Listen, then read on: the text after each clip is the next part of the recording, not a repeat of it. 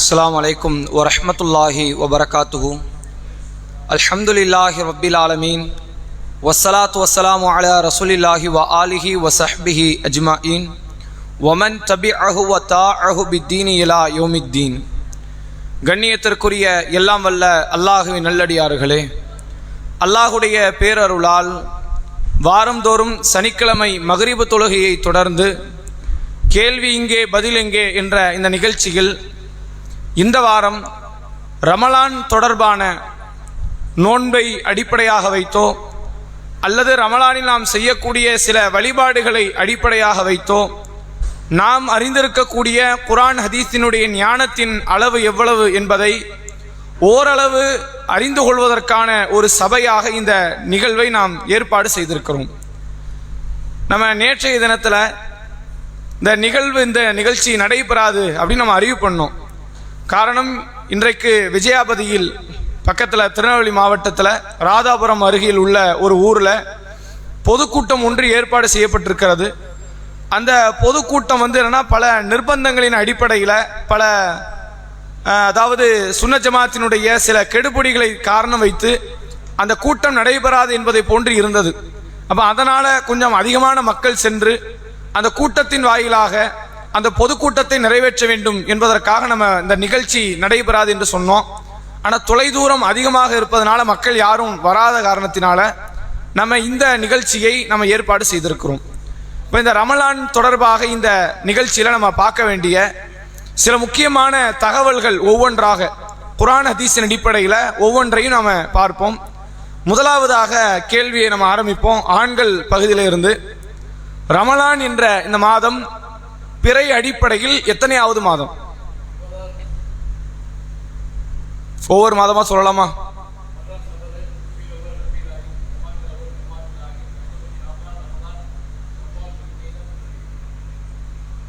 சரி, ரமலான் என்ற மாதம் பிறை அடிப்படையில் 9வது மாதம். இதற்கு முன்பு 8 மாதமும் இதை தொடர்ந்து 3 மாதங்கள் இருக்கு. இப்ப ரமலான் முடிஞ்சதுக்கு அப்புறம் ஷவ்வால், துல்காதா, துல்ஹஜ், அதோட ஒரு வருடம் நிறைவடைகிறது.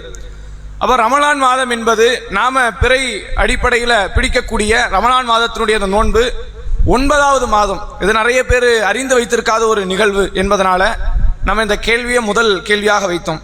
அடுத்த கேள்வி பெண்களுக்கு. நோன்பு எதனால் கடமை என்று அல்லாஹ் குர்ஆனில் சொல்லுகிறான்?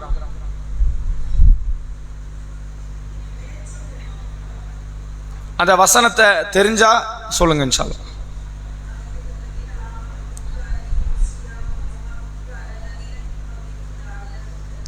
சரி,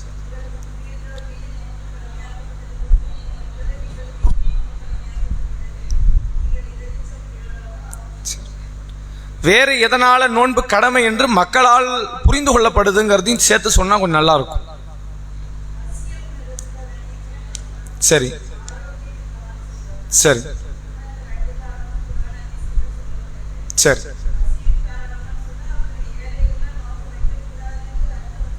சரி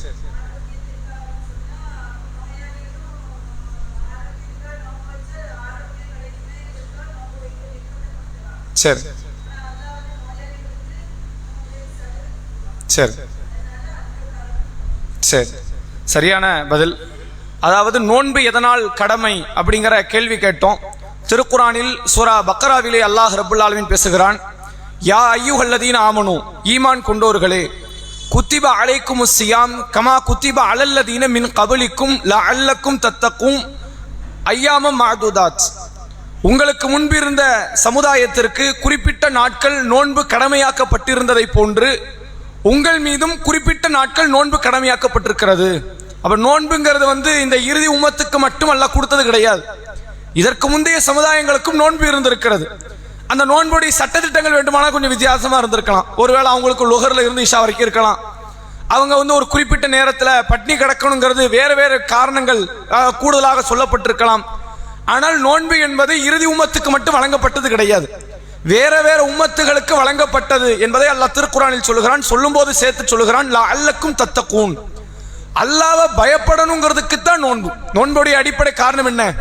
அல்லாஹ்வை பற்றிய அச்சம் உங்கள் உள்ளத்தில் அதிகமாகணும். இப்போ ஒரு அளவுக்கு நீங்க பயப்படுவீங்க, பயம் இருக்கிறதுனால தான் சஹருக்கு எந்திக்கிறீங்க. பயம் இருக்கிறனால தான் நோன்பு வைக்கணும்னு ஒரு ஆசை வருது. அப்ப பயம் இல்லாத யாருமே வந்துன்னா நோன்புக்கு வரமாட்டாங்க, வழிபாட்டுக்கு வரமாட்டாங்க. எல்லாருக்குமே இறையச்சம் இருக்கு, அதன் அளவு குறைவா இருக்கு. அதை அதிகப்படுத்திக் கொள்வதற்காகத்தான் உங்களுக்கு நோன்பு கடமையாக்கப்பட்டிருக்கிறது என்று அல்லாஹ் ரப்பல் ஆலமீன் பேசுறான். ஆனா நம்ம முஸ்லீம் சமுதாயத்துல நிறைய காரணங்கள் இந்த நோன்புக்கு காரணமாக கற்பிக்கப்படுது. நோன்பு ஏன் தெரியுமா? அது ஆரோக்கியத்துக்கு அல்லாஹ் சொல்லி இருக்கிறான். நோன்பு வச்சு ஆரோக்கியம், இன்னைக்கு உள்ள அறிவியல் உலகம் அது சொல்லுது. நோன்பின் வாயிலாக சில ஆரோக்கிய ரீதியான நிகழ்வுகள், உடல்ல மாற்றங்கள் ஏற்படுது அப்படின்னு சொல்லுது. ஆனால் இதற்காக நோன்பு என்று வைத்திருந்தால் நோயாளிகளையும் அல்லாஹ் நிர்பந்தப்படுத்தி இருப்பான். இப்ப நோன்பு வச்சு ஆரோக்கியம், நான் ஆரோக்கியமா வாழ்றதுக்கு தான் வழி சொல்லிக்கிட்டு இருக்கிறேன், நீ என்ன நோயாளி இருந்தா நீ உனக்கு தானே ஆரோக்கியம் ரொம்ப அதிகம் தேவை, அப்ப நீ கண்டிப்பாக வைக்கணும்னு அல்லாஹ் சொல்லி இருப்பான். ஆனால் அப்படி சொல்லல. நோயாளிகளுக்கு அல்லாஹ் விதிவிலக்கை குர்ஆனின் வாயிலாக அல்லாஹ் தருகிறான். அதே போன்று வேற ஒரு காரணம் கற்பிக்கப்படுது. என்ன காரணம்னா, பசியை நம்ம உணரணும். பசியை உணர்வதற்குத்தான் நோன்பு. பசியை உணர்றதுக்கு தான் நோன்புனா தண்ணி குடிக்காம ஏன் இருக்கணும்? தண்ணி குடிங்கன்னு சொல்லியிருக்கணும்ல. அப்ப தாகத்தை உணர்வதற்காக அப்படின்னு கூடுதலா ஒண்ணு சேர்த்துக்கிறாங்க. அப்ப பசியை உணர, தாகத்தை உணரனா ஏழைகளுக்கு நோன்பு வேண்டாமே, அவன் ஆல்ரெடி பசியில தானே இருக்கிறான். அவன் ரமலானுக்கு முன்னாடியும் பசியில தான் இருக்கிறான், ரமலானுக்கு அப்புறம் பசியில தான் இருக்கிறான். உனக்கு என்னப்பா வருஷம் இல்லானாலும் பசியில இருக்கிற, ரமலான் நேரத்துல நல்லா சாப்பிட்டுட்டு போ, உனக்கு நோன்பு கிடையாது என்று சொல்லி இருக்கணும். அப்ப ஏழைகளையும் எல்லாம் நோன்பு வைக்கும்படி கட்டாயப்படுத்துறான். கண்டிப்பா வைப்பதன் வாயிலாக மறுமையில நன்மை நற்கூலி என்று அல்லாஹ் சொல்கிறான் என்றால், பசியை உணர்வது இதுல காரணம். நமக்கு பசியை உணர்றது ஒரு வாய்ப்பு கிடைத்தாலும் இது நோக்கம் கிடையாது. ஒரு வழிபாட்டில இருந்து நிறைய நம்ம நன்மைகளை பெற்றுக் கொள்ளலாம். ஆனால் நோக்கம் என்னங்கிறது நம்ம தெரிஞ்சுக்கணும். இப்ப நீங்க பார்க்கலாம், இந்த தொழுகை இருக்குல்ல, தொழுகை என்ற வழிபாட்டில் எத்தனையோ பல நன்மைகள் இருக்கு. என்னவெல்லாம் நன்மை இருக்கு அப்படின்னா, தொழுகையின் வாயிலாக முதல்ல ஒரு மன நிம்மதி நம்ம பெறுறோம். உண்மையா இல்லையா? கண்டிப்பாக மன நிம்மதி பெறுறோம். நமக்கு 1008 பிரச்சனை இருக்கு. குடும்பத்துல பிரச்சனை, வியாபாரத்துல பிரச்சனை, கடன் பிரச்சனை, ஆரோக்கிய பிரச்சனை, பொருளாதார பிரச்சனை, லட்சக்கணக்கான பிரச்சனைகள் குடும்பத்துல இருக்கு. ஆனால் நம்ம தொழுகைக்கு வந்து தொழுகையில கொஞ்ச நேரம் இருக்கும் பொழுது இந்த தூக்கம் எப்படி ஒரு மன நிம்மதியை பெற்று தருகிறதோ, தொழுகை அதை விட ஒரு பெரும் மன நிம்மதியை பெற்று தருகிறது. அதனால மன நிம்மதிக்குத்தான் தொலை சொல்றான் அப்படின்னு ஒரு காரணம் வச்சோம். நீங்க நான் ரொம்ப நிம்மதியா இருக்கிறேன் அப்படின்னு சொல்றோம், யாரும் தொழ மாட்டாங்க. அவ தொழுகைக்கு அது காரணம் கிடையாது. அதே நேரத்தில் தொழுகையின் வாயிலாக ஆரோக்கியம் இருக்கிறது என்று இன்னைக்கு சொல்றாங்க. அப்ப ஆரோக்கியமா இருக்கிறவங்க என்ன சொல்லுவான், நான் ரொம்ப தடகாத்திரம் இருக்கேன் பாய், என்னையெல்லாம் தொலை சொல்லாதீங்க, யாரெல்லாம் நோயாளியா இருக்காங்களோ அவங்கள பிடிச்சி தொலை சொல்லுங்க, இப்படி சொல்லியிருக்கணுமா இல்லையா? அல்லாஹ் அதுக்கு ஒரு காரணத்தை சொல்றான். இன்ன ஸலாத்த தன்ஹா அனில் ஃபஹ்ஷாய் வல் முன்கர். தொழுகையினுடைய காரணம் என்ன தெரியுமா? அதுல நிறைய நன்மைகள் இருக்கு. முக்கியமான நன்மை என்ன? இதுதான் உன்னை வெட்கக்கேடான காரியத்தை விட்டு தடுக்கும், இதுதான் உன்னை தீமை விட்டு தடுக்கும். சரி, இது மட்டும்தான் முக்கியமான காரணமா? அதையும் தாண்டி அல்லாஹ் ரப்பல் ஆலமீன் சொல்கிறான், தொழுகை என்பது பிறப்பு கடமை. ஒருவேளை நீ நல்லவனா கூட இருக்கலாம்பா, வெட்கக்கேடான காரியத்தை விட்டு விலகிட்ட, தீமையை விட்டு விலகிட்ட, அதனால நான் தொழ மாட்டேன் அப்படின்னு காரணம் சொல்லலாமா? அதையும் சொல்லக்கூடாதுங்கிறான். அதுக்கு அல்லாஹ் ரப்பல் ஆலமீன் என்ன சொல்றான்? அதாவது ஒமா கலத்துல் ஜின்ன வல் இன்ஸ இல்லா லியஅபுதுன், மனிதர்களையும் ஜின்களையும் என்னை வணங்குவதற்குத்தான் படைத்திருக்கிறேன். நீ நல்லவனா கூட இரு, நீ தொழுதாகணும். உன்னை படைச்ச கடமையே என்ன காரணம்? நீ எதற்காக படைக்கப்பட்டிருக்கிறாய்? இதற்குத்தான். அப்ப உண்மையான காரணத்தை நாம் அறிந்து கொள்ள வேண்டும். அப்படி நோன்பினுடைய உண்மையான காரணம் என்பது இறையச்சம். நோன்பின் வாயிலாக 1000 நன்மை கிடைக்கலாம், ஆரோக்கியம் கிடைக்கலாம், பசியை உணரலாம், எவ்வளவோ நன்மைகள் கிடைத்தாலும் எது அடிப்படை காரணம்? இறையச்சம் நம்மகிட்ட இருக்கதை அதிகப்படுத்திக் கொள்வதற்கான காரணம் என்று அல்லாஹ் ரப்பல் ஆலமீன் சொல்கிறான். இதுல சில பேர் சொல்லலாம், இல்ல எனக்கு ரொம்ப இறையச்சம் இருக்கு, நான் விட்டுறலாமான். உலகத்தில் தலை சிறந்த இறையச்சவாதினால யார் சொல்றான்? அல்லாஹ்வுடைய ரசூலை சொல்கிறான், நபிமார்களை சொல்கிறான், சஹாபாக்களை சொல்கிறான். அவங்களே நோன்பு வச்சாங்க. அவங்க எந்த அளவுக்குன்னா நாம நினைக்காத அளவுக்குலாம் அவங்க நோன்பு. எந்த அளவிற்கு நோன்பு வைப்பார்கள்?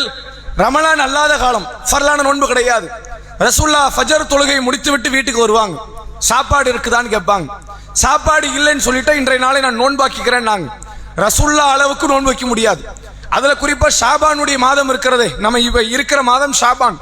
அல்லாஹ்வுடைய ரசூல் அவர்கள் ஷாபான் மாதத்தில் அதிகமாக நோன்பு வைப்பார்கள். எந்த அளவிற்கு என்றால், நோன்பை விடமாட்டாங்களோ, இது அப்படியே ரமலான் வரைக்கும் கண்டினியூ பண்ணிடுவாங்களோ நினைக்கிற அளவுக்கு வைப்பார்கள் என்றெல்லாம் செய்தி இருக்கிறது.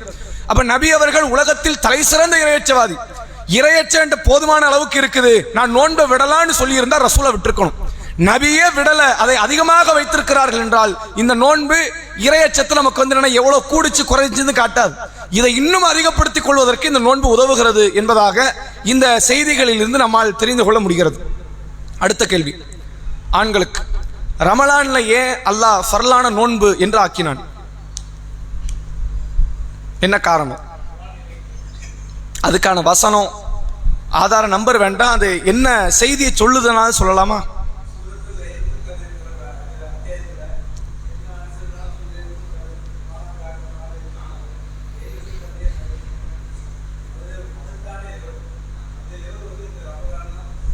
சரி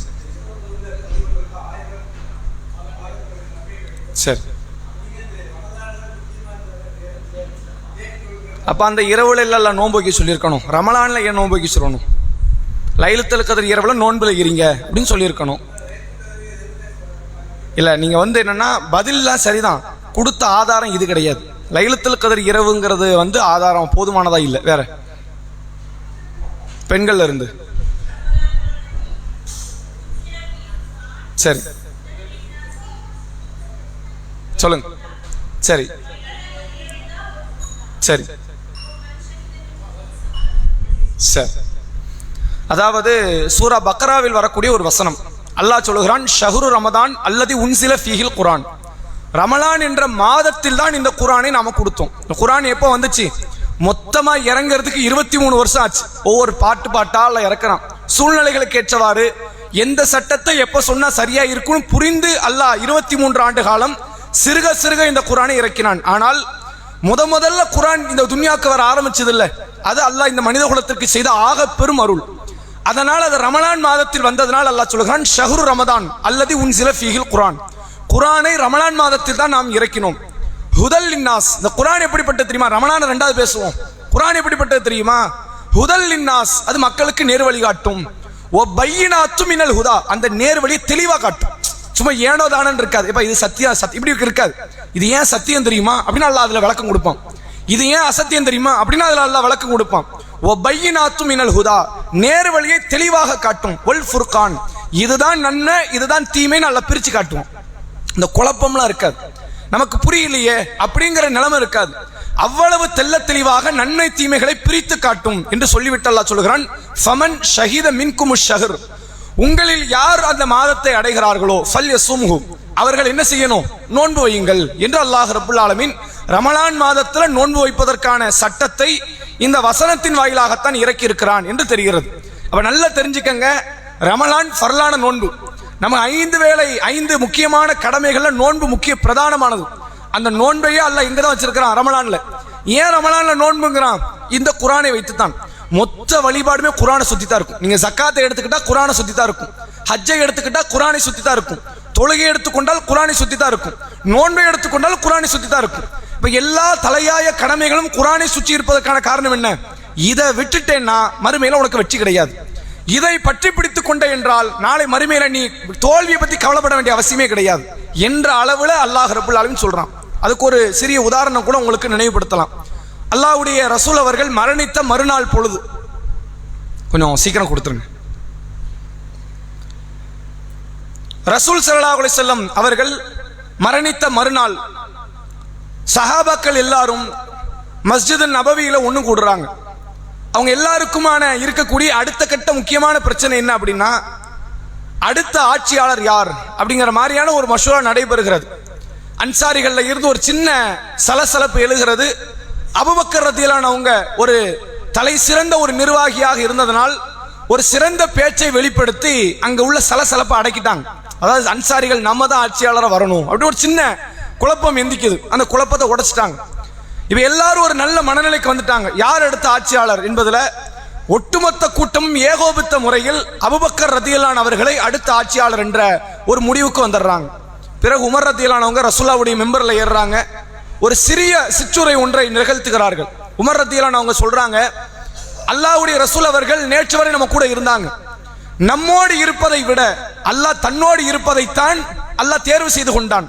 அதான் நம்மள்ட்ட இருந்து அல்லாஹ்வுடைய ரசூலை எடுத்துக்கிட்டான். ஆனால் ரசூலுல்லாஹ்வுக்கு நேர்வழி காட்டியதெல்லாம் எதுதான்? இந்த குர்ஆன் தான். நல்லா அடிப்படை தெரிஞ்சுக்கங்க. சஹாபாக்கள் எப்படி அக்கீதால இருந்தாங்கன்னு பாருங்க. நபிக்கு நேர்வழி எப்படி கிடைச்சுதான்? குர்ஆன் வச்சுதான். குர்ஆன் இல்லைன்னா நபிக்கு கூட நேர்வழி இல்லை. அல்லாஹ் நபியை பார்த்தும் சஹாபாக்களை பார்த்தும் சொல்லுகிறான், சஃபா ஹுஃப்ரத்தி மினன் நார், நரகத்தின் விளிம்புல நீங்க இருந்தீங்க, உங்களை நான் காப்பாத்தினேங்கிறான். யார் உட்பட? நபி உட்பட, சஹாபாக்கள் உட்பட எல்லாரும் நரக விளிம்புல இருந்தீங்க, உங்களை நான் காப்பாத்தினேங்கிறான். எதை வச்சு காப்பாத்தினா? இந்த குர்ஆனை வைத்து. உமர் ரலியல்லாஹு அவங்க சொல்றாங்க, நபி நம்மளை விட்டு போயிட்டாங்க, குர்ஆன் நம்மளை விட்டு போகல. இந்த குர்ஆன் தான் நம்முடைய வெற்றிக்கான அடித்தளம் என்பதை அந்த சஹாபாக்கள் கூட்டத்தில் சூளுரைக்கிறார்கள். எந்த நபி தோழரும் அதற்கு மாற்று கருத்து சொல்லல. என்னப்பா நீங்க இப்படி சொல்லிட்டீங்க, குர்ஆனை வச்சா ரசூலுக்கு நேர்வழி, அப்படிலாம் கிடையாது. குர்ஆன் மட்டும் இருந்தா போதுமா, நம்முடைய நடவடிக்கைலாம் இருக்கு, அப்படி எதுவுமே பேசல. உண்மையில் குர்ஆனை வைத்து தான் நேர்வழி என்பதை மொத்த சஹாபாக்கள் உணர்ந்து கொண்டார்கள். இப்போ எல்லா மக்களை நரகத்திலிருந்து மீட்டெடுக்கக்கூடிய பெரும் பணி எதை சார்ந்தது? குர்ஆனை சார்ந்தது. இந்த மகத்தான குர்ஆன் இறங்கியதனால தான் இந்த மாதத்தில் நோன்பு வைக்க வேண்டும் என்பதை அல்லாஹ் ரப்புல் ஆலமீன் கடமையாக்கி இருக்கிறான் என்பதை புரிந்து கொள்ள முடிகிறது. அடுத்த கேள்வி பெண்களுக்கு. ரமலான் நோன்பு கடமையாவதற்கு முன்பு கடமையாக்கப்பட்ட நோன்புகள் என்ன, எதனால் அது மாற்றப்பட்டது? கொஞ்சம் தெளிவா. ஆஷுராவுடைய நோன்பு எந்த நாள்? 10 9 10 தான். சரி, எதனால் அந்த நோன்பு ஃபர்லாக ஆனது, எதனால் பிறகு ஃபர்ல் இல்லாமல் ஆனது? சரி,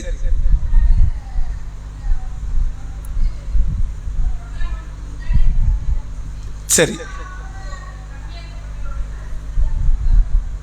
சரி.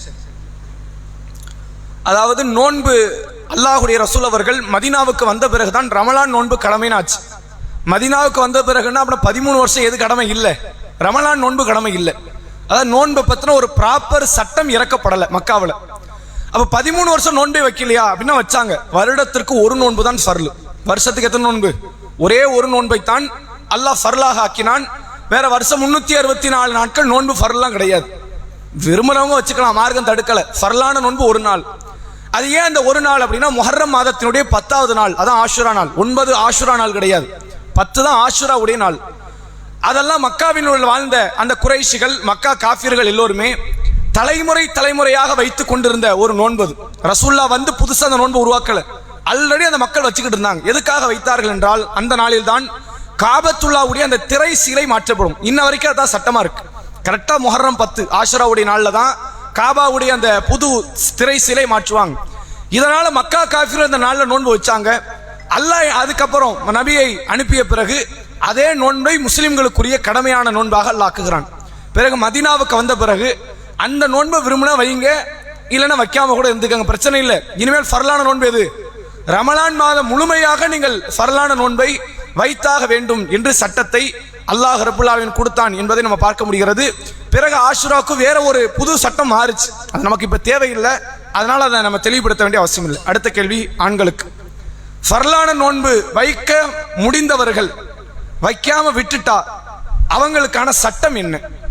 ஃபிதியாவை பற்றி, தர்மத்தை பற்றி இஸ்லாம் அதுல என்ன சொல்லுது? ஆண்களுக்கு எத்தனை ஏழைகளுக்கு? 60 ஏழைகளுக்கு உணவு கொடுக்கணும். வைக்க முடிஞ்சும் வைக்காம இருந்துட்டா அது கொடுத்துட்டா போதுமானதா? வேற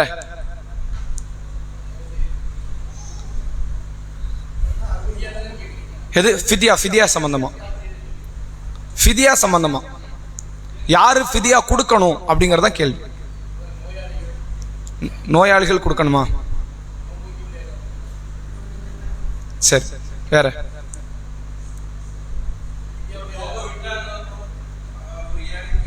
இல்ல வேணுக்குன்னு முதல்ல விடலாமா? முடியாத பட்சத்தில் வேணுக்குன்னு விட்டுட்டா எது? 60 ஏழைகளுக்கு கொடுக்கணுமா? சரி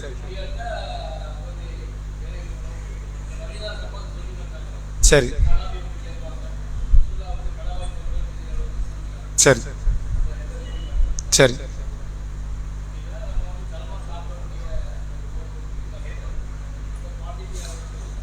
இல்ல ஒரு தெளிவானதா இல்ல. பெண்கள்ல இருந்து நோன்பை வேண்டுமென்று விட்டுவிட்டால் சட்டம் என்ன, அல்லது ஃபிதியாவை பற்றி மார்க்கம் என்ன சொல்லுது? சரி சரி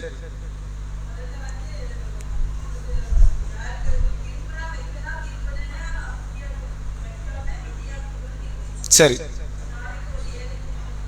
சரி சரி.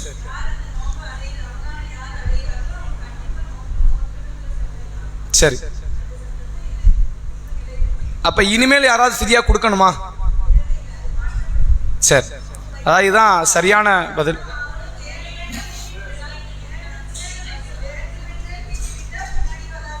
சரி, அதாவது அவங்க சொன்ன பதில் தான் சரியான பதில். இல்லை, அவங்க அதை சொல்லலை. அவங்க அதை 60 ஏழைக்கு உணவு கொடுக்குற சட்டமே இல்லைங்கிறாங்களே. ஏழைக்கு உணவு கொடுக்கக்கூடிய சட்டமே அதில் கிடையாது. நிறைய மக்கள் என்ன நினைக்கிறாங்கன்னா, நான் தான் பேச வரேன், அதை தானங்க சொல்ல வரேன். சரி, அதாவது நோன்பை அல்லாஹ் ரப்புல் ஆலமீன் ஆரம்பத்தில் ஃபர்லான ரமலான் நோன்பை கடமையாக்கும் போது சட்டம் என்ன சொல்றான் அப்படின்னா, நோன்பு வைக்க முடிந்தவர்கள் நோன்பு வைங்க, வைக்க விருப்பம் இல்லாதவர்கள் ஒரு நோன்புக்கு ஒரு ஏழைக்கு ஃபிதியா கொடுங்க. நான் நோன்பு வைக்க முடியும், என் சூழ்நிலையினால் நான் வைக்கல அப்படின்னு நான் சொல்றதா இருந்தா, அன்னைக்கு ஒரு நாள் ஒரு ஏழைக்கு உணவு கொடுத்துட்டா என் வேலை முடிஞ்சிருச்சு. நோன்பு வைக்கிறவங்க நோன்பு வைங்க, ஏழைகளுக்கு உணவு கொடுக்கறவங்க ஏழைகளுக்கு உணவு கொடுங்க என்று அல்லாஹ் சட்டம் இறக்குறான். அதன் தொடர்ச்சியில் அடுத்த சில நாட்கள்ல, சில ஆண்டுகள்ல அடுத்து சட்டம் இறக்கியது என்னன்னா, ரமலான் ஃபமன் ஷஹித மின்குமு ஷஹர், ரமலானை அடைந்து விட்டாலே ஃபல் யசுமுஹு, நீங்க நோன்பு வச்சு ஆகணும். நோன்பு வைக்காம அந்த மாசத்தை நீங்க கடக்க முடியாது, கடக்க கூடாது. அதுல இருந்து யாருக்கு விதிவிலக்கு என்றால், நீங்கள் பயணிகளாக இருந்தால், நோயாளிகளாக இருந்தால். ரசூல கூடுதலான இன்னொரு விதிவிலக்கு ஹதீஸில் சொல்றாங்க, மாதவிலக்கு பெண்களாக இருந்தால் நீங்க என்ன செய்யலாம், அதுல இருந்து நீங்கள் விதிவிலக்கை பெற்றுக்கொள்ளலாம். அவங்க வேற நாள் கணக்கிட்டு அதை வைக்கணும். நான் பயணி, ரமலான்ல ஒரு 10 நாள் நோன்பு விட்டுட்டேன்னா முடிஞ்சது கிடையாது, ஃபிதியாவே பேச்சு கிடையாது. இந்த 10 வேற அடுத்து ஷவ்வால வைங்க, அல்லது துல்காதால வைங்க, துல்ஹஜ்ல வைங்க, ஏதாவது ஒரு மாசம் மௌத்துக்குள்ள வச்சிருங்க. வச்சு அதை கணக்கில் பைசல் பண்ணிடணும். கணக்குக்குள்ள கொண்டு வரல அப்படின்னா அது என்னவாக மாற்றப்படும், குற்றமாகத்தான் பார்க்கப்படுமே தவிர அதற்கு பரிகாரம்லாம் கிடையாது. இது மார்க்கம் சொல்லுது. ஆனா முன்னாடி இருந்த சட்டம் என்ன, நோன்பு வைக்காமலேயே ஃபிதியாவை கொடுக்கலாம் என்ற ஒரு நிலை இருந்தது. ஃபிதியா கொடுக்கக்கூடிய சட்டம் வந்து என்ன மாற்றப்பட்டது, நாசிக் மன்சூக் என்று சொல்லுவாங்க. மாற்றப்பட்ட சட்டம், புதிதாக கொடுக்கப்பட்ட சட்டம். அப்ப புதிய சட்டம் என்ன, ஃபிதியாங்கிற பேச்சுக்கு இடம் கிடையாது. நோன்பு தான் வைக்கணும், இல்லை என்னால வைக்க முடியல, நான் பயணியாக இருக்கிறேன், வேற நாள் வச்சிருங்க. நோயாளியாக இருக்கிறேன், வேற நாள் வச்சிருங்க. மாதவிலக்கு பெண்களா இருக்கிறேன், பால் குடி கொடுக்கக்கூடிய தாயாக இருக்கிறேன், அப்ப வேற நாள் வைங்க. இல்லை என்னால வைக்கவே முடியாத ஒரு நோயை நான் அடைஞ்சிட்டேன், உங்களுக்கு அல்லாஹ் கடமையாக்கவில்லை. உங்களுக்கு அல்லாஹ் என்ன ஆக்கல, 60 வயசு ஆயிடுச்சு, இப்ப இனிமேலாம் நான் சாப்பிடாம இருக்க முடியாது, 1008 நோய் இருக்குது, படுக்கைக்கு வந்தாச்சு, என்னால நோன்பு வைக்க முடியாது, நான் என்ன செய்ய, நீங்க ஃபிதியாவும் கொடுக்க வேண்டாம். அது நீங்க தனியா நீங்க செய்யற தர்மம், செஞ்சு மறுமையில உங்க நன்மைக்காக நீங்க சேர்த்துக்கங்க. ஃபிதியா கொடுக்கணும் கட்டாயம் கிடையாது, நோன்பு வைக்கணும் கட்டாயம் கிடையாது. அல்லாஹ் இந்த கடமை உங்களுக்குள்ள கொண்டே வரல.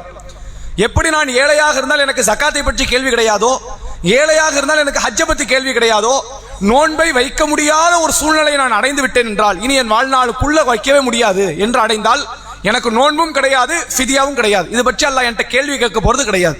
இதுதான் அதற்குரிய சட்டம் என்பதை நம்ம நினைவுபடுத்தணும். அடுத்த கேள்வி, ரமலானுடைய நோன்பை வைத்துவிட்டு ஒருவர் வேண்டும் என்று முறித்து விட்டார் சில காரணங்களால், அவருக்கு மார்க்கம் சொல்லக்கூடிய சட்டம் என்ன? ஆண்கள் இருந்து 60 நாள் நோன்பு வைக்கணுமா, 60 ஃபிதியா கொடுக்கணுமா? அந்த செய்தி என்ன சொல்லுது, ஹதீஸ் என்ன?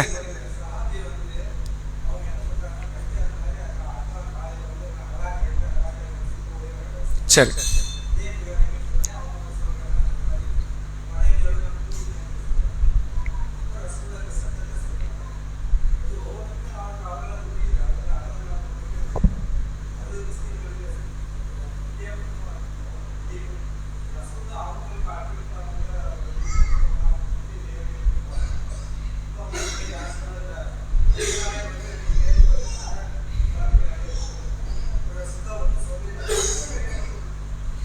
சரி, அதாவது என்னன்னா, வேண்டுமென்று ஒருவர் நோன்பை விட்டுவிட்டால், வைத்து நோன்பை விட்டு விட்டார் என்றால் அவர் 60 நோன்பை அதற்கு ஈடாக ஆக்க வேண்டும். இதான் முதல் சட்டம். இந்த 60 ஃபிதியாங்கிறலாம் கிடையாது. புரியல? ஒரு அடிமையை விடுதலை செய்யணும். முதல்ல ரசூலா சொல்லக்கூடியது, முதல்ல ஒரு அடிமையை விடுதலை செய்யணும். அது இயலாவிட்டால் 60 நாட்கள் நோன்பு வைக்கணும். அது இயலாவிட்டால்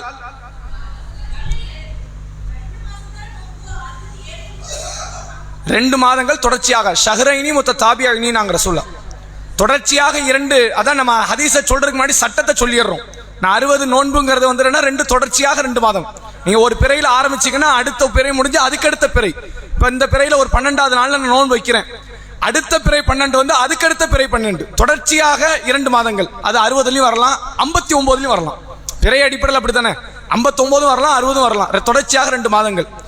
அது முடியாவிட்டால் அவங்க வந்து 60 ஏழைகளுக்கு உணவு கொடுக்கணும் அப்படிங்கிற மாதிரி சட்டம். இந்த செய்தி எப்படி வருது அப்படின்னா, அல்லாஹ்வுடைய தூதர் அவங்களுடைய காலத்துல, ரமலான் காலத்துல ஒரு நாள் பொழுது ரசூல் ஸல்லல்லாஹு அலைஹி வஸல்லம் அவங்கள்ட்ட ஒரு நபித்தோழர் வராரு. வரும்போது என்ன சொல்றாருன்னா, அல்லாஹ்வின் தூதரே, நான் அழிவை ஏற்படுத்தி கொண்டேன், என்ன நானே அழிச்சுக்கிட்டேன், நான் நாசமா போயிட்டேன் அப்படின்னு சில கடுமையான வார்த்தைகளை தன்னை பற்றி பேசிக்கொண்டு ரசூல்லாட்ட ஒருத்தர் வராரு. அப்ப ரசூல்லா கேட்கறாங்க, என்ன நடந்துச்சு, டீட்டெயில் சொல்லுங்க, அதுக்கு சொல்யூஷன் பத்தி அடுத்து பேசலாம், என்ன நடந்ததுன்னு கேட்கறாங்க ரசூல்லா.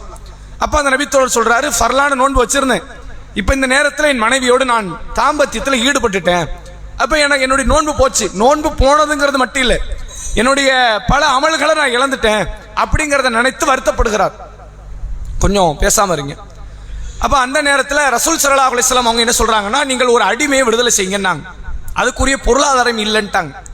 அடுத்ததாக கேட்கிறாங்க, ஷஹ்ரைனி முத்ததாபிஐனி, தொடர்ச்சியாக 2 மாதங்கள் நோன்பு வைங்க. தொடர்ச்சியா எத்தனை மாசம்? நம்ம இஸ்லாத்தினுடைய சட்டத்துல மாதம்னு வந்தாலே அது பிறை கணக்கு தான் மாதம். இப்ப 4 மாதம் 10 நாள் நீங்கள் வந்து இதா இருங்க அப்படின்னா ஜனவரி பிப்ரவரி மாசம் கிடையாது, பிறை கணக்குல 4 மாசம் 10 நாள். அந்த அடிப்படையில் நோன்பு வைக்கணும், அதாவது அந்த அடிப்படையில் இதா காலம் இருக்கணும். இப்ப ரசூல்லா சொல்றாங்க, நீங்கள் தொடர்ச்சியாக 2 மாதங்கள் நோன்பு வைங்க. அப்ப அந்த நபித்தோழர் சொல்றாரு, ஒரு நோன்பு தாக்கு பிடிக்க முடியாம இந்த பிரச்சனை, 60 நோன்பு 2 மாதங்கள் நோன்புங்கிறது பெரிய சோதனைக்குரியது, வேற ஏதாவது சட்டம் வந்தா சொல்லுங்க. அப்ப ரசூல்லா சொல்றாங்க, அப்ப 60 ஏழைகளுக்கு உணவளியுங்கள். இந்த சட்டம் நம்ம சக்திக்கு உட்பட்டதுதான், அந்த நபித்தோழர்த்த உட்படல. அப்ப 3 தான். ஒன்னு அடிமை விடுதலை செய்யணும், இந்த காலத்துல அடிமை இல்ல. 60 நோன்பு வைக்கணும், உண்மையிலே சக்திக்கு மீறிய ஒரு காரியம் தான். ரமலான் கடக்கிறதுக்குள்ளே பெரும்பாடாயிரும். 60 நோன்பு வைக்கிறது பெரிய விஷயம், அது தொடர்ச்சியா தான் வைக்கணும். நாங்க ரசூல்லா ஒரு 10 வச்சேன், மிச்ச 10 அடுத்த மாசம் இந்த வேலையே இருக்கக்கூடாது, தொடர்ச்சியா 60, தொடர்ச்சியா 2 மாசம் நாங்க. அதுவும் முடியவில்லை என்றால் என்ன செய்யணும், ஒரு நோன்புக்கு பகரமாக 60 ஏழைகளுக்கு ஒரு வேளை உணவு, இதான் கணக்கு. ஒரு நாள் உணவுன்னு சொல்லல, 60 ஏழைக்கு உணவு கொடுன்னு என்ன அர்த்தம், 60 நபர்களுக்கு ஒரு வேளை உணவை நீங்க கொடுங்க அப்படின்னு அல்லாஹ்வுடைய தூதர் அவர்கள் சொன்னார்கள். அதுவும் முடியலைங்கிறார் அவர், என்னால எனக்கு அதுக்கும் தாக்கத்து கிடையாது. அப்ப ரசூல்லா என்ன பண்றாங்க, வீட்டுக்குள்ள போறாங்க, ஒரு பேரிச்சம்பழத்தினுடைய கொலை இருக்கு, அதை எடுத்துட்டு வராங்க ரசூல்லா, அந்த நபித்தோழர்கிட்ட கொடுக்குறாங்க. இத இந்த மதீனாவினுடைய சுற்று வட்டாரத்தில் ஏதாவது ஏழைகள் இருந்தாங்கன்னா அவங்க கையில கொண்டு போய் கொடுத்துருங்க, நான் உங்களுக்கு கொடுத்ததை நீங்க அவங்களுக்கு தர்மம் பண்ணிருங்க, அல்லாஹ் இதை உங்களுக்குரிய தர்மமாக ஆக்கி அல்லாஹ் உங்களுடைய பிழையை மன்னிச்சிருவான். நாங்க அந்த நபித்தோழர் பிறகு சொல்றாரு, நான் பார்த்த வரைக்கும் இந்த ஊர்ல வேற ஏழை தெரியல, என்னை விட பெருசா.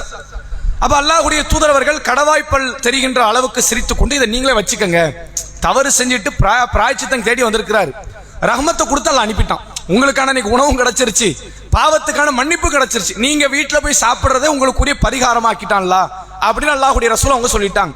இதெல்லாம் அடிமட்டத்தில் இருக்கிற ஏழைக்கான சட்டம். இப்ப நம்ம எதுல வந்து நிப்போம், கடைசியா 60 ஏழைக்காவது உணவு கொடுக்கணும். ஒரு நோன்பை வேண்டுமென்று முறிக்க வேண்டிய சூழ்நிலை வந்தா, பயணத்துல முடிச்சா தப்பு கிடையாது, நோயில தாக்கம் தாங்க முடியல கடுமையா இருக்குதுன்னு முறிச்சா தப்பு கிடையாது. அவங்க என்ன செய்யணும், அந்த ஒரு நோன்பை வேற ஏதாவது நாள்ல வச்சுட்டா போதும். வேண்டுமென்று விட வேண்டிய ஒரு சூழ்நிலை வந்து ஒருத்தங்க விட்டுட்டாங்க அப்படின்னா அவர்கள் கண்டிப்பாக 60 நோன்பை வைக்க வேண்டும் 2 மாதங்கள், அல்லது 60 ஏழைகளுக்கு அவங்க உணவளிக்க வேண்டும் என்பதை அந்த செய்தியிலிருந்து நம்ம தெரிந்து கொள்ள முடிகிறது. அது எப்படினாலும் பிரச்சனை கிடையாது. இல்ல, இதெல்லாம் வந்து ஒரு வித்தியாசமான கேள்வியா இருக்கு. ஒரே நாள்ல 60 ஏழை கொடுத்தாலும் சரி, ஒவ்வொரு நாள் கொடுத்தாலும் சரி, அதை கணக்க முடிச்சிடணும்.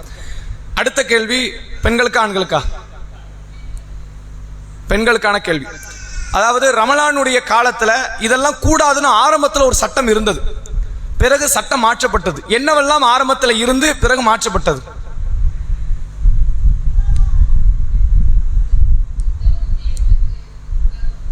சரி, வேற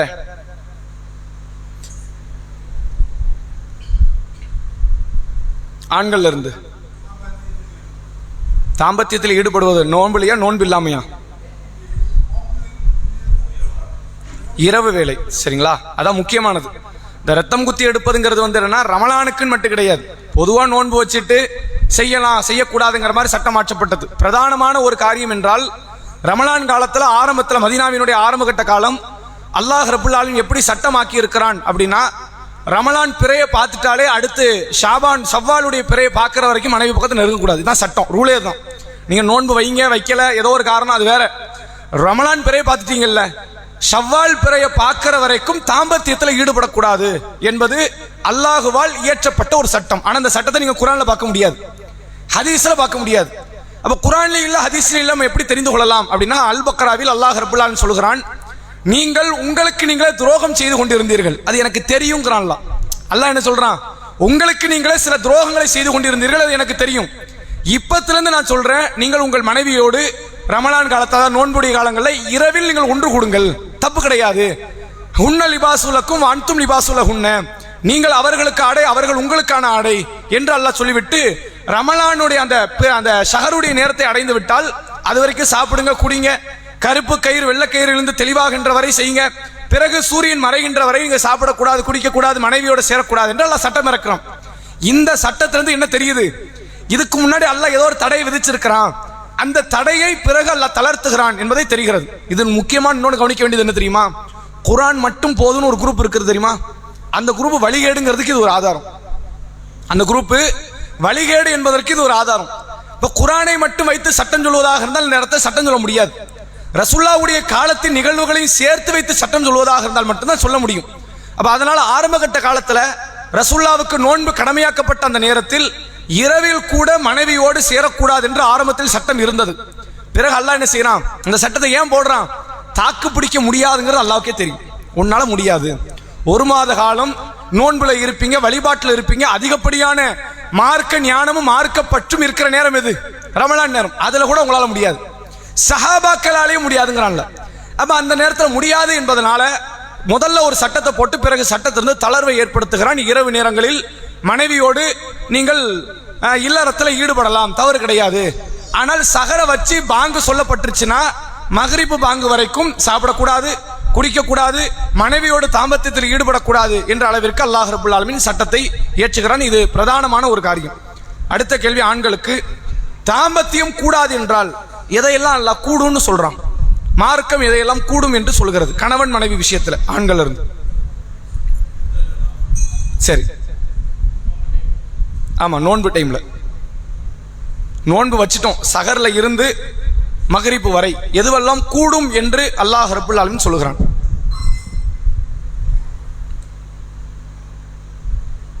சரி,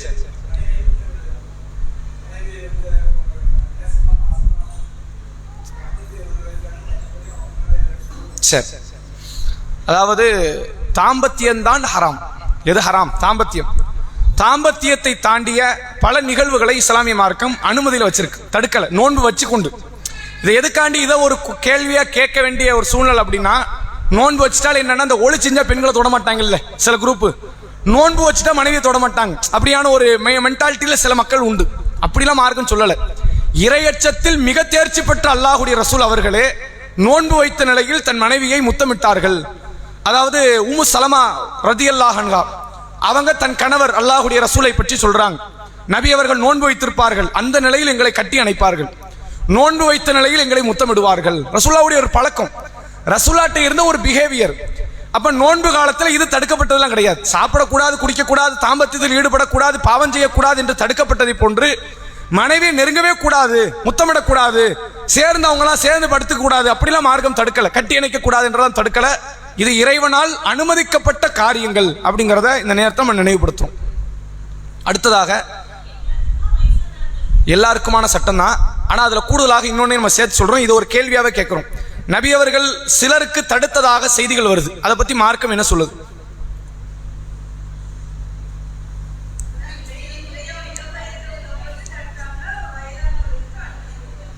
சரி, வேற அதுதான் விஷயம். இளமை முதியவங்களாம் கணக்கு கிடையாது. முதியவர்கள்னா என்ன அளவு வைக்க, 45 முதியவர்னு சேர்த்தரலாமா? இந்த விஷயம்னு சொல்லிட்டு எல்லாருமே தன்னை முதியவன் தான் சொல்லுவாங்க. எனக்கெல்லாம் 25, நான் முதியவன் ஆயிட்டேன்றாங்க எல்லாரும். அப்ப மார்க்கம் இந்த இடத்துல என்ன சொல்லுது அப்படின்னா, தன்னால் கட்டுப்படுத்தி கொள்ள முடியாது என்றால் தவறு கிடையாது. அது எந்த வயதுடைய நபராக, இளைஞராக இருந்தாலும் சரி, முதியவராக இருந்தாலும் சரி, கட்டுப்படுத்திக் கொள்ள முடியாது என்ற இடத்துல ஒருத்தங்க இருந்தாங்கன்னா முதியவர்களுக்கு கூட இது தடைதான், செய்யக்கூடாது. அதுக்கு அன்னை ஆயிஷா ரதியல்லாஹு அன்ஹா அவங்க சொல்றாங்க, அல்லாஹ்வுடைய ரசூல் அவங்க நோன்பு வச்சிருப்பாங்க, எங்களை முத்தமிடுவாங்க, கட்டி அணைப்பாங்க.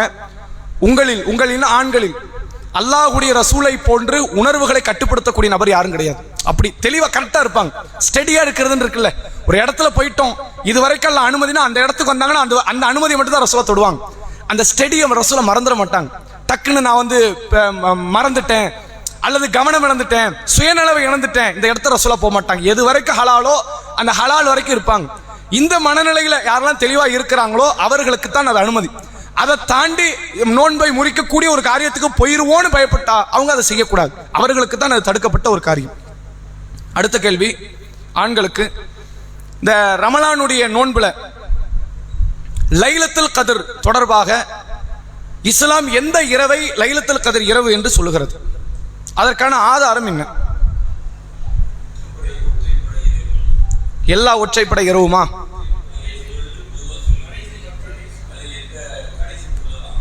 சரி சரி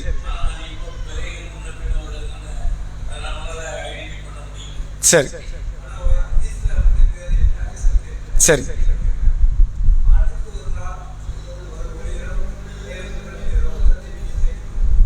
சரி, அப்படியும் ஒரு செய்தி இருக்குதுங்கிறீங்களா? சரி சரி சரி. அதாவது லைலத்துல் கத்ர் சம்பந்தமாக ஏராளமான குழப்பங்கள் சமூகத்தில் உண்டு. எந்த அளவுக்கு குழப்பம் உண்டு என்றால், அமல்களின் சிறப்புன்னு ஒரு புத்தகம் உண்டு தெரியுமா? ஃபதாயிலுல் அமால் அப்படின்னு சொல்லி தப்லீக் ஜமாத்தினுடைய முக்கியமான தாலிம்களில் இது ஒன்று. அந்த தாலிம்கள்ல ஒரு பெரியவர், அதாவது இவங்க வந்து என்னன்னா சஹாபி தாபி நிக்க மாட்டாங்க, இமாம்கள், அடுத்து பெரியார்கள் அப்படின்னு ஒரு புதுசா ஒரு குரூப் எழுப்பாங்க. அப்படிப்பட்ட பெரியார்கள் ஒருத்தர் சொல்றாரு, நான் அந்த லைலத்துல் கத்ர் இரவை, அவர் ஏதோ ஒரு மாசத்தை குறிப்பிடுறாரு, மாச ஞாபகம் இல்லை, முன்னாடி படிச்சது அந்த புத்தகத்துல. உதாரணத்துக்கு ஷவ்வால்னு வச்சுக்கோங்களேன். ஷவ்வாலுடைய மாதத்தில் நான் லைலத்துல் கத்ரை பார்த்தேன். லைலத்துல் கத்ர் ஒரு மெட்டீரியல் நினைச்சிட்டாங்க. லைலத்துல் கத்ர் மெட்டீரியலா? அது மெட்டீரியல் கிடையாது, அது ஒரு இரவுக்கான பேரு. இப்ப உதாரணத்துக்கு வந்துடுறேன்னா, நான் ஜும்மாவை பார்த்தேன்னு சொல்ல முடியுமா? ஜும்மாவை அனுபவிக்க தான் முடியும், அதை பார்க்க முடியாது. ஜும்மாவுக்குன்னு ஏதாவது தனி சிம்டம்ஸ் இருக்கா? இல்லை, ஜும்மா நாள்னு வந்துட்டோம்னா அதுக்குன்னு தனியாக மழை பெய்யும், அதுக்குன்னு மட்டும் 2 சூரியன் தெரியும். ஜும்மா வந்து ஒரு பொருள் அப்படி நகண்டு போகும், வால் நட்சத்திரம் மாதிரி போகும், அப்படி சொல்ல முடியுமா? முடியாது. ஜும்மாவை எப்படி அனுபவிக்க முடியுமோ, ரமலானை எப்படி அனுபவிக்க முடியுமோ, லைலத்துல் கத்ர் இரவு அனுபவிக்கத்தான் முடியுமே தவிர அதை பார்க்க முடியாது. ஆனா அந்த புத்தகத்தில் எப்படி எழுதப்பட்டிருக்கு? நான் ஷவ்வால் மாதத்துல, ஷவ்வாலுங்கிறது ஒருவேளை தப்பா கூட இருக்கலாம், ஆனா கண்டிப்பா ரமலான் இல்லை, ரமலான் இல்லாத ஏதோ ஒரு மாதத்தை அவர் சொல்லி, நான் அந்த மாதத்துல லைலத்துல் கத்ர் இரவை பார்த்தேன், லைலத்துல் கத்ர் இரவு ஒரு வால் நட்சத்திரம் மாதிரி அவர் பேசுறாரு. அப்ப இது மாதிரியான மடமைத்தனமான கருத்து மக்கள் மத்தியில் இருக்கு. லைலத்துல் கத்ர் இரவுனா என்ன அப்படின்னா, அல்லாஹ் ரமலான்ல இறக்கனான்னு தெரியும். ரமலான்ல எப்ப இறக்கனா? இரவு வேளை. ரசூலுல்லாஹ் ஹிரா குகையில இரவு வேளையில் ஜிப்ரீல் அலைஹிஸ்ஸலாம் வந்து நபி அவர்களை கட்டி தழுவி ஓதுங்கள் ஓதுங்கள் என்று அல்லாஹ்வுடைய ரசூல்கிட்ட சொல்லி, பிறகு இக்ரா பிஸ்மி ரப்பிக்கல்லதி ஹலக் என்ற சூரா அலக் 96வது அத்தியாயத்தினுடைய ஆரம்ப 5 வசனங்களை ஓதி காட்டி விட்டு போறாங்க. இதான் முதல்ல குர்ஆன் இறங்கிய நேரம். ரமலான்ல இறங்குச்சு. ரமலான்ல ஒரு இரவுல இறங்குச்சு. என்ன இரவுன்னு தெரியாது, நபிக்கு கூட தெரியாது. இதான் விஷயம். என்ன இறங்கிய நபர் அல்லாஹ்வுடைய ரசூல் தானே, ரசூலாக்கு தெரிஞ்சிருக்கல, ரசூலா கூட தெரியல. அப்ப ஒரு முறை அல்லாஹ்வுடைய ரசூல் அவர்கள் அந்த லைலத்துல் கத்ர் இரவு சம்பந்தமாக ஒரு வசனத்தை இறக்குறான். இன்னா அன்ஸல்நாஹு ஃபீ லைலத்துல் கத்ர் வமா அதுராக மா லைலத்துல் கத்ர் லைலத்துல் கத்ர் கைரும் மின் அல்ஃபி ஷஹர். நபியே, லைலத்துல் கத்ர் அந்த இரவில் தான் நாம் இந்த குர்ஆனை இறக்கினோம். லைலத்துல் கத்ர் இரவுனா என்னன்னு உங்களுக்கு தெரியுமா அப்படின்னு அல்லாஹ் நபியை பார்த்து கேட்கிறான். நபி, உங்களுக்கே நாலேஜ் கிடையாது, நான் சொல்றேன் அப்படிங்கிறான். லைலத்துல் கத்ர் கைரும் மின் அல்ஃபி ஷஹர், இது 1000 மாதத்தை விட சிறந்தது. இன்னும் அதை பர்டிகுலரான இந்த ஈக்குவலா சொல்லல. 1002 மாசம் சொல்லல, 1050 மாசம், 1100 மாசம். நம்ம எல்லாருமே 1000 மாசம் நினைக்கிறோம். 1000 மாதத்தை விட மேலானதுங்கிறான்ல. அப்ப வேற ஏதோ அதுக்கு ஈக்குவலானது இருக்கு, அது என்னன்னு சொல்லப்படல. 1000 மாசம் அப்படின்னு கணக்கு போட்டா இப்ப நிறைய பேர் சொல்லுவாங்க, இவர் 1000 திங்களை கண்டவர், 1000 பிறையை கண்டவர், 83 வயசை தாண்டிட்டாரு. நீங்க அவர் எத்தனை மாசம் வாழ்ந்திருக்காரு துனியால? ஏறத்தாழ 1000 மாசம். 1000 மாசத்தை கடந்து ஒருத்தங்க துனியால வாழ்றாங்க அப்படின்னா அதெல்லாம் ரொம்ப ரேர். இப்பெல்லாம் 60 50 போய்கிட்டு இருக்கிறோம். 1000 மாசத்தை கடந்து வாழ்வதே பெரிய சிரமம். அல்லாஹ்வுடைய ரப்புல் ஆலமீன் சொல்றான், அந்த ஒரு நைட் இருக்குல்ல, நைட்டுங்கிறது ஏறத்தாழ மகரிப்ல இருந்து ஆரம்பிக்குது. அந்த மகரிப்ல ஆரம்பிச்சு அதனுடைய முடிவை அல்லாஹ்வே சொல்றான், ஹத்தா மத்லஇல் ஃபஜ்ர், ஃபஜ்ர் வரைக்கும் அந்த லைலத்துல் கத்ர் இருக்கும்ட்டான். அப்ப மகரிப்ல ஆரம்பிச்சு ஃபஜ்ருக்குள்ள இருக்கக்கூடிய ஒரு 12 மணி நேரத்தை விட குறைவான டைம். அந்த நேரத்துக்குள்ள நீங்க எந்த அமல் செய்தாலும் சரி, 1000 மாசம் நீ இதை செஞ்சேன்னா என்ன கூலியோ அதை இதுல போட்டுருவேன். 1000 மாதம் நீ வாழ கூட மாட்ட. ஒரு பேச்சுக்கு நீ 1000 மாசம் நீ வாழ்ந்தேன்னு வச்சுக்கிட்டா கூட அதுல 3ல் 1 பகுதி தூக்கத்துக்கு போயிடும். நம்முடைய வேலை பழுக்கள் அப்படி இப்படி கழிச்சிட்டோம். நீங்க நம்ம அதிகபட்சம் ஒரு 5 வருஷம் தொழுதுட்டா பெரிய விஷயம். 2 வருஷம் தொழுகை இருக்கலாம், 2.5 வருஷம் தொழுகை இருக்கலாம்.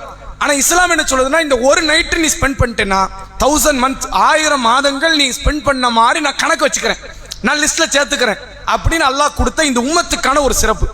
ஏன் அப்படின்னா, முந்தைய சமுதாயத்துக்கெல்லாம் பல ஆண்டுகள் அல்லாஹ் வாழ வாய்ப்பு கொடுத்தான். நூஹ்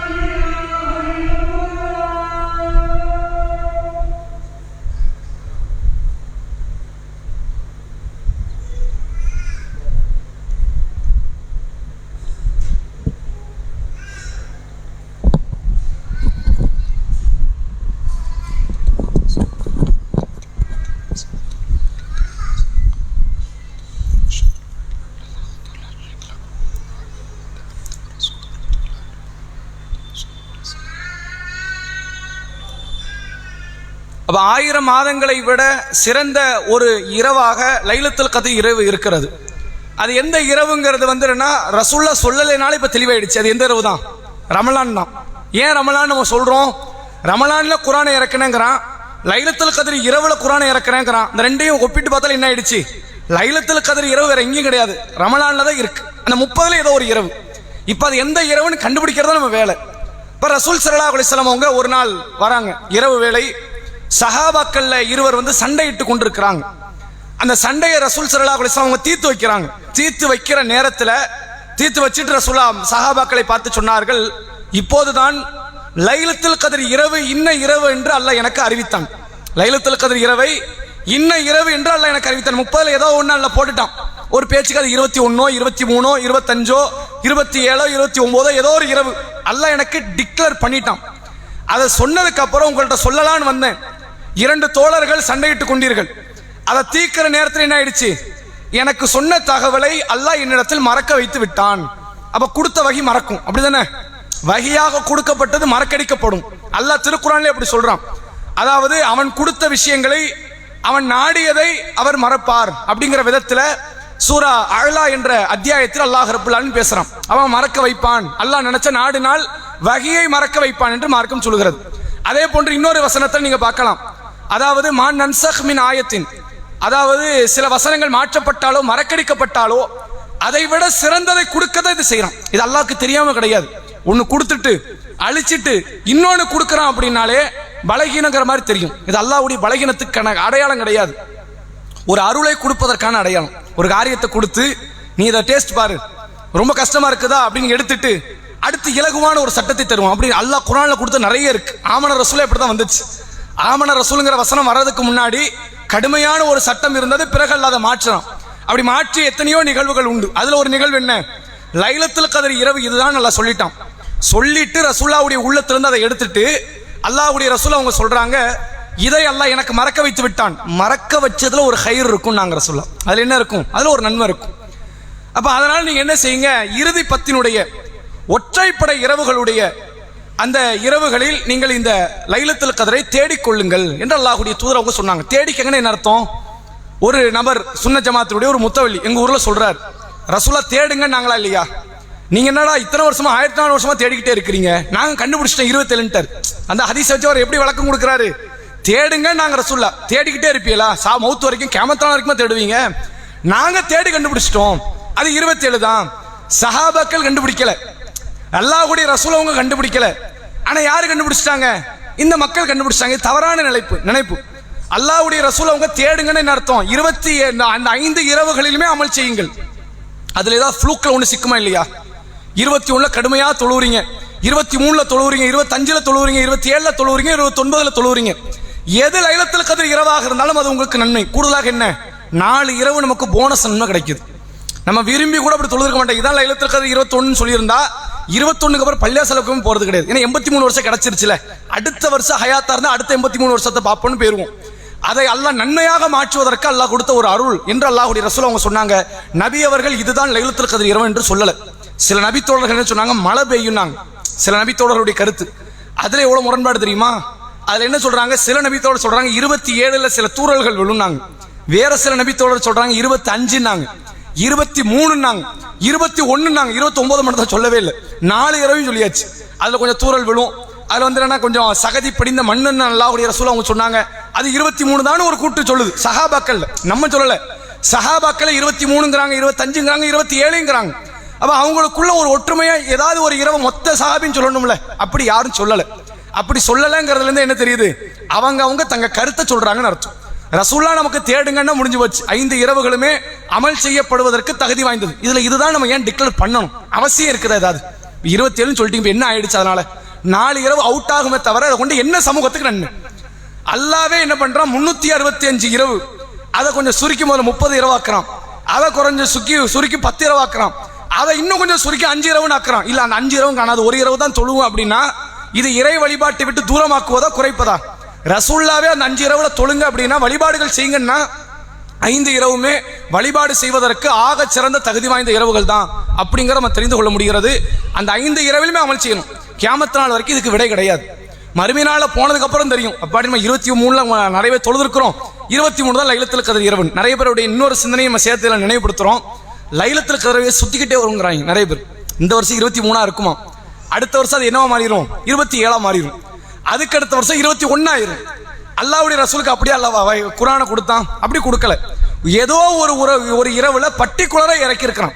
23 தான்னா அந்த 23 தான் லைலத்துல் கத்ர், 25 தான்னா அந்த 25 தான் லைலத்துல் கத்ர். இப்போ இதுல கூடுதலா இன்னொரு பிரச்சனை என்னமா வரும், எந்த ஊர்ல லைலத்துல் கத்ர் இருக்கும், இதான் பிரச்சனை. ஏன்னா நம்ம இரவுல இருக்கிற நம்ம 23ன்னு ஒரு பேச்சுக்கு வச்சுக்கிட்டா, நம்ம இரவுல இருக்கிற நேரத்தில் இன்னொரு நாட்டுக்காரன் பகல்ல இருக்கிறான். அப்ப அவனுக்கு லைலத்துல் கத்ர் இல்ல, அவனுக்கு என்ன நகரத்துல் கத்ர்ன்றாங்க. அவனுக்கு வந்து என்ன மகத்துவமான பகல்னு ஆயிரும், இப்படின்னு ஒரு தனி சட்டம் சொல்லுவாங்க. அவங்க பகுதியில் பிறை பார்ப்பதை வைத்து ஒரு இரவு, இதான் கணக்கு. இந்த கணக்கின் அடிப்படையில் தான் நம்ம செயல்படணும். ஜும்மா நாளுங்கிறது ஒரு நாள் தானங்க, வாரத்துல ஒரு நாள் ஜும்மா. இப்ப ஜும்மாவுடைய நாளை பாருங்களேன், நாம ஜும்மா தொழுகிற நேரத்துல ஒரு கூட்டம் தூங்கிக்கிட்டு இருப்பாங்க, ஒரு கூட்டம் என்ன செய்வாங்க, உலகத்துல வேற ஒரு பகுதியில் அவன் இரவுல இருப்பான். நீ எந்திரிச்சு ஜும்மா தொழுன்னு சொல்ல முடியுமா? ஏன்னா எனக்கு டைம் வரும். நீ இப்ப தொழுதுகிட்டு இருக்கிற, அமெரிக்கால இருக்கிற நான் என்ன செய்வேன், இந்தியாவுக்கு வந்து பகல்னா அமெரிக்காவுக்கு அது இரவு. அமெரிக்கால இருக்கிறவன் எனக்கு இன்னும் ஒரு 7-8 மணி நேரம் இருக்குடா, நான் எந்திரிச்சு தானே அடுத்து ஜும்மாக்கு போகணும், அதான கணக்கு. அவன் பகுதிக்கு எப்படி மாறுகிறதோ அது மாதிரிதான் சட்டம். ரசூல் என்ன சொன்னாங்க, ஜும்மாவுடைய நேரத்துல எல்லா பள்ளிவாசலையும் வானவர்கள் வருவாங்க. இல்ல நாங்க நைட்ல போய் அமெரிக்கால வானவர்கள் நிற்போம் அப்படின்னு சொல்ல முடியுமா? அந்தந்த நேரத்துக்கு அவங்களுடைய செயல்பாடுகள் இருக்கும். இதைத்தான் புரிந்து கொள்ளணுமே தவிர இந்த ஊருக்கு ஒரு லைலத்துல் கத்ர் மொத்த உலகத்துக்கு அதான் லைலத்துல் கத்ர் என்ற அடிப்படையில் புரிந்து கொள்ள முடியாது. புரியல?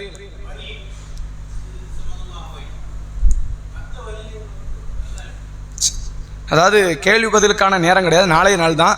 அதாவது வஹி மறக்கடிக்கப்படும் என்றால் சிலதை அல்லாஹ் மறக்கடிப்பான். அது மறக்கடிக்கப்பட்டது என்பதை தெளிவுபடுத்தி விடுவான். இது மறக்கடிக்கப்பட்டுருச்சு, இது மாற்றப்பட்டுருச்சு. அப்ப தெளிவுபடுத்தப்படலை அப்படின்னால என்ன அர்த்தம், மறக்கடிக்கப்படலைன்னு அர்த்தம். அல்லாஹ் திருக்குர்ஆனில் சொல்கிறான், நபியே உங்களுடைய நாவுகளை நீங்க அவசரப்பட்டு அசைக்காதீங்க, அதை ஒன்று திரட்டுவதும் அதாவது அதை மனதுக்குள் வைப்பதும் ஒன்று திரட்டுவதும் என்னோட வேலைங்கிறான்.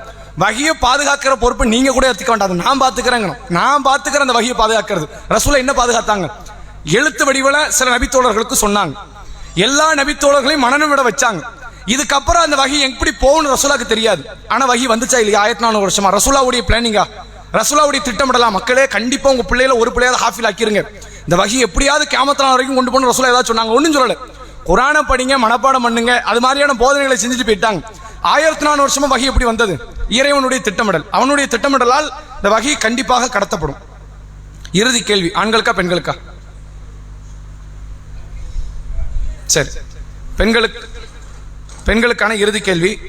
அதாவது ரமலானுடைய காலத்துல பாவங்கள் மன்னிக்கப்படும் என்று அல்லாஹ்வுடைய ரசூல் அவர்கள் சொன்ன பிரதானமான 3 அமல்கள் என்ன?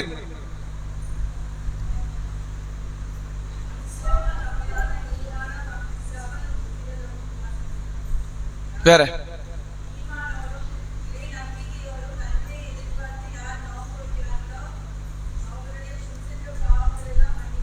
ஒன்று. ரெண்டாவது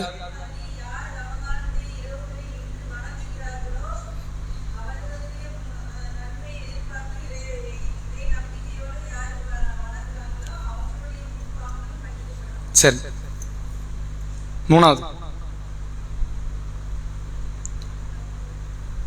மன் காம லைலத்துல் கத்ர் ஈமானன் வஹ்திசாபன் குஃபிர லஹு மா தகத்தம மின் தன்பி.